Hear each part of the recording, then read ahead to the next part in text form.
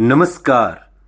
आप सुन रहे हैं द बॉलीवुड रेडियो और मैं हूं आपके साथ आकाश। दोस्तों, आज के इस पॉडकास्ट में किस्सा राजेश खन्ना की फिल्म दो रास्ते का, और दो रास्ते के दो किस्से हैं।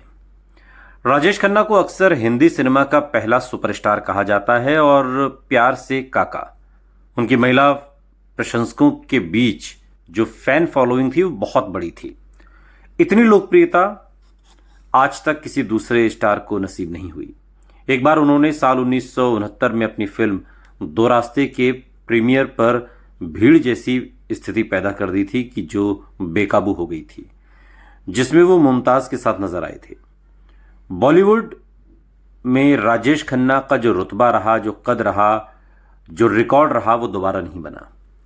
राजेश खन्ना को समर्पित एक fan page Rajesh Khanna the king of superstardom ने दिग्गज अभिनेता असरानी का एक इंटरव्यू शेयर किया, गोवर्धन असरानी, और इसमें उन्होंने दो रास्ते के प्रीमियर में राजेश खन्ना द्वारा मचाए गए उत्साह को याद किया। और असरानी बताते हैं कि कैसे यूनाइटेड प्रोड्यूसर्स काउंसिल के सभी 8 निर्माता राज खोसला, जे ओम प्रकाश, FC मेहरा, मोहन सहगल, नासिर हुसैन, शक्ति सामंत, प्रमोद चक्रवर्ती, हेमंत कुमार मेगा स्टार का स्वागत करने के लिए तैयार थे।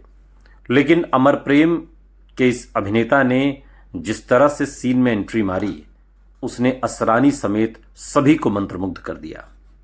एक रिपोर्ट में कहा गया कि असरानी ने एक मीडिया पोर्टल को बताया कि बाहर भीड़ बढ़ रही थी और अंदर पूरा घर खचाखच भरा हुआ था, और जब वो पहुंचे तो वहां पर अफरा तफरी मच गई।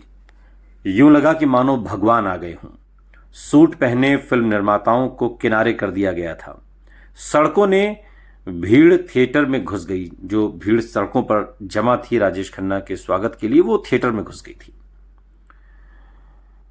असरानी उस कार्यक्रम में भीड़ जैसी स्थिति को याद करते हुए बताते हैं कि राजेश खन्ना के नारे के बीच लाठीचार्ज तक हो गया। लोग वहां पर नारे लगा रहे थे, राजेश खन्ना, राजेश खन्ना, राजेश खन्ना, और इसी बीच खबर आई कि लाठीचार्ज हो गया। हर कोई राजेश खन्ना को छूना चाहता था। उन्हें मंच तक पहुंचने में, जहां वो उतरे और वहां से मंच तक पहुंचने में 40 मिनट लग गए। आप भीड़ का अंदाजा लगा सकते हैं। और जब बिंदिया चमकेगी गाना बजाया गया तो सीटियां बजने लगी और सिक्के फेंके जाने लगे। स्क्रीनिंग पूरी होने से पहले ही उन्हें वहां से हटा दिया गया, चूंकि भीड़ बेकाबू हो रही थी, और ये सब कुछ असरानी अपनी आंखों से देख रहे थे। इसी इंटरव्यू में असरानी ने राजेश खन्ना के उस वाक्य के बारे में बात की जो उनके समकालीनों जैसे अमिताभ बच्चन के साथ था। असरानी ने राजेश खन्ना के साथ कई सफल फिल्मों में काम किया। फिल्म दो रास्ते से जुड़ा एक और किस्सा है, और चूंकि हम सभी जानते हैं कि साल 1969 की सर्दियों में राजेश खन्ना नाम का तूफान आया था इंडियन फिल्म इंडस्ट्री में, और एक ही साल में 2 फिल्मों ने हिंदी सिनेमा के पहले सुपरस्टार को जन्म दिया। एक जो पहले आई शक्ति सामंता की आराधना, और दूसरी राज खोसला की दो रास्ते, जिसका जिक्र आज हम कर रहे हैं। लेकिन दो रास्ते के पहले कुछ दिन बॉक्स ऑफिस पर बिल्कुल अनिश्चित थे। महेश भट्ट, जो उस समय फिल्म में एक युवा प्रोडक्शन हेड थे, और फिल्म की खराब स्थिति पर वो बुरी तरह रोए थे। ये बात राज खोसला की आने वाली जो बायोग्राफी है उसमें कही गई है, जिनकी 31 मई को, आने वाली 31 मई 2025 को 100वीं जयंती है। राज खोसला ने कई जॉनर में सुपरहिट फिल्में दी। थ्रिलर CID जो साल 1956 में आई, सस्पेंसफुल वो कौन थी साल 1964, और रोमांटिक ड्रामा दो बदन जो साल 1966 में आई। ये उनकी बहुमुखी प्रतिभा को दर्शाता है। लेकिन उनकी पिछली 2 फिल्मों, साल 1967 की अनीता और साल 1969 की चिराग, अच्छा प्रदर्शन नहीं कर पाई। कर्जदार दरवाजे पर थे। दो रास्ते, जिसे उन्होंने प्रोड्यूसर और डायरेक्टर दोनों की जिम्मेदारी संभाली थी, मराठी लेखक चंद्रकांत काकोडकर के उपन्यास नीलांबरी पर आधारित थी। जब फिल्म 5 दिसंबर 1969 को बॉम्बे के रॉयल ओपेरा हाउस में रिलीज हुई तो एडिटर वामन भोसले और महेश भट्ट थिएटर में थे।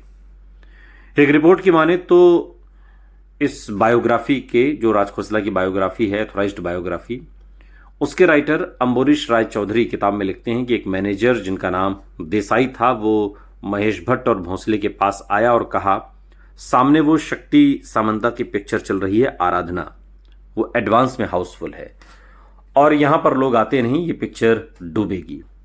वो बात कर रहे थे दो रास्ते की। जब महेश भट्ट ने ये सुना तो वो बुरी तरह टूट गए। वामन भोसले ने पहले भी ये सब देखा था, लेकिन भट्ट साहब उस वक्त सिर्फ 20 साल के थे और फिल्म से इमोशनली जुड़े हुए थे। Raj Khosla the authorised biography में बताया गया है कि फिल्म मूल रूप से कुछ माँ बेटे के रिश्ते के बारे में भावनात्मक लाइनों के साथ खत्म होती थी, जो दर्शकों के साथ अच्छी तरह से काम नहीं कर पा रही थी। इसके बाद राज खोसला ने हीरोइन, जो उस दौर की बड़ी हीरोइन थी, साधना से संपर्क किया। उन्होंने साधना को फिल्म दिखाई और उन्हें अपनी राय देने के लिए कहा। साधना ने फिल्म को बिंदिया चमकेगी ट्रैक के क्लिप के साथ खत्म करने का सुझाव दिया।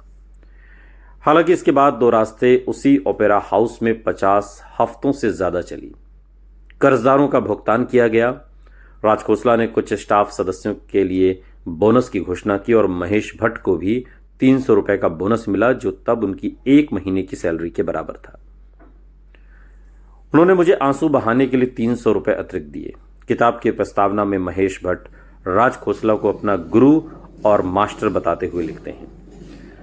राज खोसला की ये फिल्म कई मायनों में बहुत अहम थी। इसके गीत बहुत गजब के थे और इसका संगीत भी गजब का था और कहानी भी। कहानी एक गुप्ता परिवार की है।